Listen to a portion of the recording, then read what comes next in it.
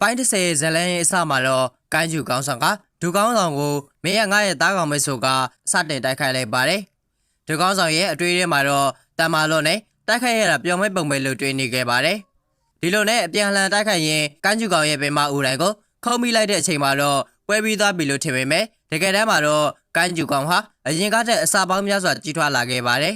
။အတိနောက်မှာတော့ထိန်းချုပ်ရေးခန်းကနေ 9.0 ဆိုပြီးတော့ပြောလိုက်ပါတယ်။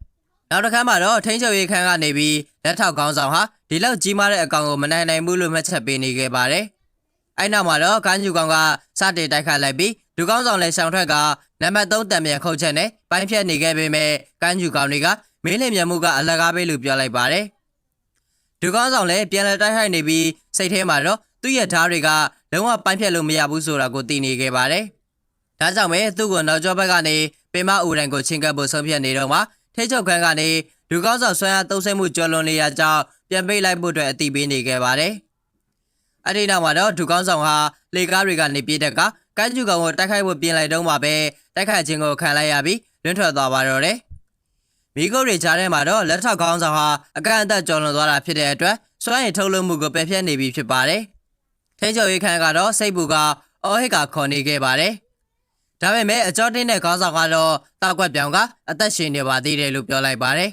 ။အကာရန်ကိုထိတ်ဆုံးထိတင်လာမို့ထရက်ကားတိုက်တိုင်လောက်ပဲရှိတယ်ဆိုကမတက်ထရဲလိုက်ပါတယ်။ကိုင်းကျူရှိရာကိုရှောင်းလန်းသွားပြီးဟိုရှိနာစတိုင်လေတုခုတ်ပိုင်းချက်ပြေကိုင်းကျူကောင်ကိုခေါ်လိုက်ပေမဲ့အရာမထင်ခဲ့ပါဘူး။တိုက်ခိုက်ပြီးပြေးသွားတော့ခေါင်းဆောင်တော်ကိုတိုက်ခိုက်လိုက်ပြီးတိုက်ခိုက်လိုက်ပါတယ်။အဝေးသို့လွတ်ထွက်သွားကအတွေ့အထဲမှာတော့သူ့ရဲ့သားကအသုံးမဝင်တာကြောင့်တိုက်ခိုက်ရေးအဖွဲ့တွေကထွက်ဖို့ဖိအားပေးနေခဲ့တာကိုမြင်ရောက်နေပြီးဟိုရှိနာတယောက်စိတ်ပြတ်နေခဲ့ပါတယ်။နောက်ဆုံးမှာတော့မီနာရှိတဲ့အဖွဲ့စီရောက်ရှိလာပြီးမီနာကတော့သူကဓာမကင်နေတာကြောင့်ဟိုရှိနာကိုအဖွဲ့ဝင်ဖြစ်လက်ခံလိုက်ပါတယ်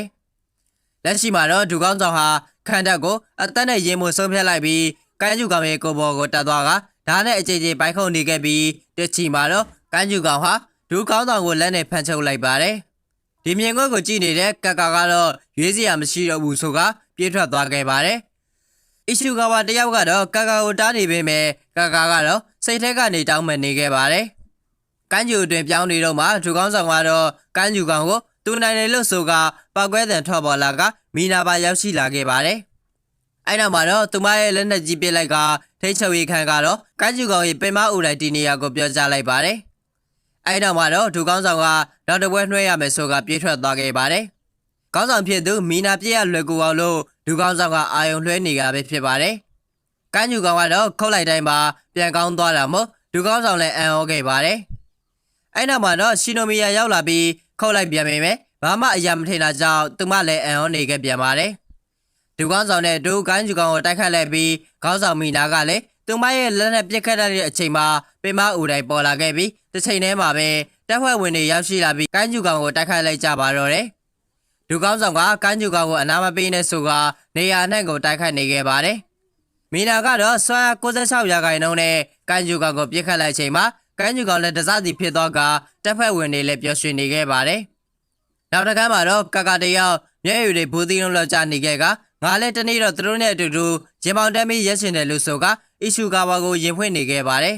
။နောက်တစ်ခါမှာတော့ခေါင်းဆောင်မီနာတို့စကားပြောနေတော့မှပဲအပေါ်မော့ကြည့်လိုက်တဲ့အခါဆွမ်းမြန်မာတဲ့ရိုဂျူဘုံကိုတွေ့လိုက်ရပါတယ်။ဒါကနျူကလ িয়ার ဘုံတစ်ခုနီးပါးရှိတယ်လို့ဆိုလိုက်ပါတယ်။အဲ့နောက်မှာတော့ကိုင်းကျူကောင်ကနေတိုက်ပွဲကတရေပဲလို့ဆိုလိုက်ချိန်မှာကာကာတယောက်ထွက်သွားတာကြောင့်ဒူကောင်းဆောင်ကလှမ်းတားလိုက်ပါတယ်။ဒါပေမဲ့ကာကာရဲ့လင်မြတ်မှုကိုကြည့်ကအံ့ဩနေခဲ့ပါတယ်။ကာကာကတော့အဝေးကိုပြေးထွက်သွားပြီးကိုင်းကျူကိုတင်ပြောင်းလိုက်တာကြောင့်အားလုံးလည်းကြောင်သွားတဲ့အချိန်မှာဒူကောင်းဆောင်ဖြစ်သူကကာကာကိုကြည့်ကဒေါသထွက်နေခဲ့ပါတယ်။ကာကာစိတ်ထဲမှာတော့ဒူကောင်းဆောင်ကိုတောင်းပန်လိုက်ပါတယ်။ကာကာရဲ့စိတ်ထဲမှာတော့သူတာကိုလုံးဝဖြစ်မှာမို့လို့ဆိုကအားလုံးကိုတောင်းပန်နေခဲ့ပြီးအီရှူကာဝါကတော့ကာကာကိုဘာလုပ်နေလဲဆိုတာလှမ်းအောင်နေခဲ့ပါတယ်။ကာကာကတော့ရိုဂျူရှိယာစီခုံထွက်သွားပြီးဒီတစ်ခါသူ့လှည့်ပဲဆိုကအဝေးကိုတွန်းဖို့ကခဏအကြာမှာတော့ပောက်ကွဲထွက်သွားပါတော့တယ်။ပောက်ကွဲမှုပြီးသွားချိန်မှာတော့ခေါင်းဆောင်မီနာနဲ့အဖွဲ့ဟာကာကာကိုတနေ့တက်ချိန်လာပြီးကိုင်းကျူနံပါတ်8လို့ဆိုကအပိုင်လေးလေးပြီးဆုံးသွားပါတော့တယ်။